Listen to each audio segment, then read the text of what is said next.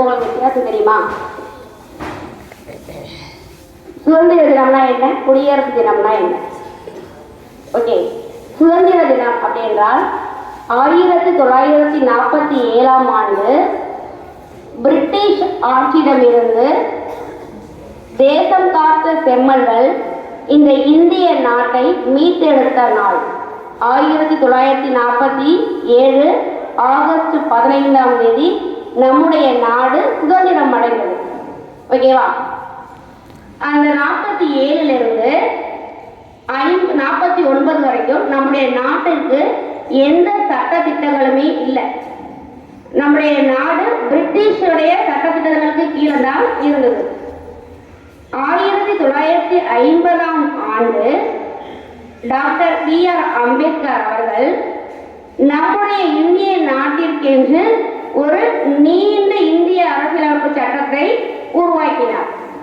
அது நாடுன்னு சொல்லும் பொழுது நம்மளுடைய எண்ணங்களுக்கு வர்றது தமிழ்நாடு மட்டும்தான் அப்படின்றது மட்டும் நம்மளுடைய தாட்.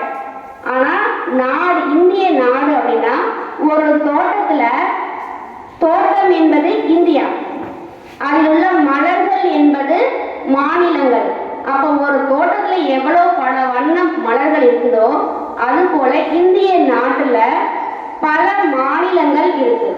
டாக்டர் அம்பேத்கர் அவர்கள் இந்த அரசியலமைப்பு சட்டத்தை உருவாக்குனது எல்லா மாநிலங்களுக்கும் தான். நம்மளுடைய நாடு, நம்ம நாடு அப்படின்னா நம்ம தமிழ் மாநிலம் தான், நாடு கிடையாது. ஓகேவா? அப்போ நம்ம எல்லாருமே ஒரே சட்டத்திட்டங்களுக்கு கீழே தான் இருக்கோம், ஒரே தேசிய கொடிக்கு கீழே தான் இருக்கோம். ஓகேவா? அடுத்து தேசிய கொடி ஆகஸ்ட் 15 அப்போ கீழே இருந்து மேலே ஏற்றோம். ஏன்னா அடிமை தளத்திலிருந்து நாம விடுதலை அடைந்ததை நினைவு கூறும் நாள் ஆகஸ்ட் 15. ஆனா குடியரசு தினம் அன்று நாம மேலேயே கொடியை பறக்க வேண்டும். ஏன் அப்படின்னா அதை நம்ம முழுமையாக சுதந்திரம் அடைந்து விட்டோம். நமக்கான சட்டத்திட்டங்கள் உருவாக்கிய இந்த பொன்னாள் இது குடியரசு தினம். குடியரசு அப்படின்னா என்ன அப்படின்னா தெரியுமா? ஒரு தலைவரை தேர்ந்தெடுக்கும் அதிகாரம் உருவாக்கிய நாள், மக்களால் மக்களுக்காக மக்களே நடத்தும் ஆட்சி மக்களாட்சி, மன்னர் ஆட்சிக்கு முற்றுப்புள்ளி வைக்கப்பட்ட நாள், நமக்கான உரிமைகளும் கடமைகளும் உருவாக்கி தந்த நாள். ஓகே, அடுத்ததா ஒவ்வொரு ஆண்டுமே இந்த குடியரசு தினம் அப்ப குடியரசுத் தலைவர் மாளிகையில பரேடு நடக்கும், அணிவகுப்பு நடக்கும். நீங்க உங்களுடைய தொலைக்காட்சியில பார்த்துருப்பீங்க தானே? பார்த்துருக்கீங்களா? அப்போ அங்க என்ன ஒரு முக்கியமானது நடக்கும் அப்படின்னா ஒவ்வொரு ஆண்டுமே ஒவ்வொரு நாடுகள்ல இருந்துமே ஒரு 2 தலைவர்களை அந்த அணிவகுப்புக்கு பார்வையாளர்களா கூப்பிடுறாங்க. ஏன் அப்படின்னா நம்முடைய நாட்டிற்கும், அதாவது இந்திய நாட்டிற்கும் பிற நாட்டிற்கும் வெளியுறவு துறவு அந்த உறவு எவ்வளவு வலிமையா இருக்கிறத வெளிப்படுத்துது என்பதை நினைவு கூறும் விதமாக ஒவ்வொரு ஆண்டுமே வெளிநாடுகளில் உள்ள தலைவர்கள் நம்முடைய நாட்டிற்கு சிறப்பு விருந்தினராக அழைக்கப்படுகின்ற நாள் இந்த நாள். ஓகே, அடுத்து டாக்டர் அம்பேத்கர் அவர்கள் அந்த அரசியலமைப்பு சட்டத்தை உருவாக்கி முதல்ல கொடுத்த நாள் நவம்பர் 26, 1949. இது யார் கையில கொடுத்தாங்கன்னா டாக்டர் ராஜேந்திர பிரசாத் அவர்கள் கையில. ஆனா இந்த அரசியலமைப்பு சட்டம் முழுமையாக நிறைவேற்றப்பட்ட நாள் ஜனவரி 26, 1950. நான் யோசிச்சேன், ஏன் ஜனவரி மாதம் 26ஆம் தேதி இதை கொடுக்கணும் அப்படின்னு நான் யோசிச்சு நான் கூகுள்ல தேடி பார்க்கும் பொழுது 1930 லாகூர்ல இந்திய தேசிய காங்கிரஸ் இந்தியா முழு சுதந்திரம் அடைந்தது அப்படின்றத முழுமையாக வலியுறுத்திய நாள் ஜனவரி 26. அதனாலதான் ஒவ்வொரு ஆண்டுமே இந்திய அரசியலமைப்பு சட்டம் உருவாக்கப்பட்ட நாள் என்றாலும் 26 தேதி நாம குடியரசு தினத்தை செலிப்ரேட் பண்றோம். ஓகேவா?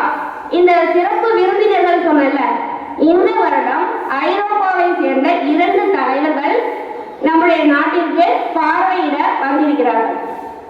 அவங்க யார் அப்படின்னா, ஊர்சுலா வான் டெர் அப்படின்ற ஒரு கமிஷன் தலைவர், ஐரோப்பிய தலைவர். அடுத்து ஆண்டோனியா கோஸ்டா என்ற ஐரோப்பிய கவுன்சிலர் தலைவர். 2 பேருமே இன்னைக்கு பரேடு பார்க்கறதுக்காக வந்திருக்காங்க. இந்த பரேடு குடியரசுத் தலைவர் மாளிகையில தொடங்கி இந்தியா கேட் வரைக்கும் இந்த அணிவகுப்பு நடக்கும். இந்த அணிவகுப்புல ஒவ்வொரு மாநிலத்தின் கலாச்சாரத்தையும் பண்பாட்டையும் பறைசாற்றும் விதமாக அந்த அணிவகுப்பு நடைபெறுகிறது. ஓகேவா? அடுத்து இன்றைக்கு உயர்ந்த விருதாகிய கீர்த்தி சக்ரா விருது, அசோகா சக்ரா விருது, இது 2மே ராணுவத்துல நம்ம நாட்டிற்காக போராடி ராணுவத்துல உயிர் இழந்தவர்களுக்கும் வீரத்தீர செயல்கள் புரிந்தவர்களுக்கும், அதே போல சின்ன பிள்ளைகளுக்கான சிறுவர்கள் செய்த வீரத்தீர செயல்களுக்கும் குடியரசுத் தலைவர் கையால விருது வழங்கப்படும் நாள் இன்றைக்கு. நம்மளுடைய தஞ்சாவூர் சிறந்த மாவட்டமாக நம்மளுடைய கலெக்டர் அவர்களும் விருது வாங்கியிருக்காங்க. தெரியுமா? எல்லாருக்கும் தெரியுமா? தெரியாதா? எத்தனை பேருக்கு தெரியும்? நம்மளுடைய சார்பாக, நம்மளுடைய மாவட்டத்தின் சார்பாக நம்மளுடைய கலெக்டர் அவர்கள் விருது, குடியரசுத் தலைவர் கையில விருது வாங்கியது நமக்கும் பெருமை தானே. ஓகே,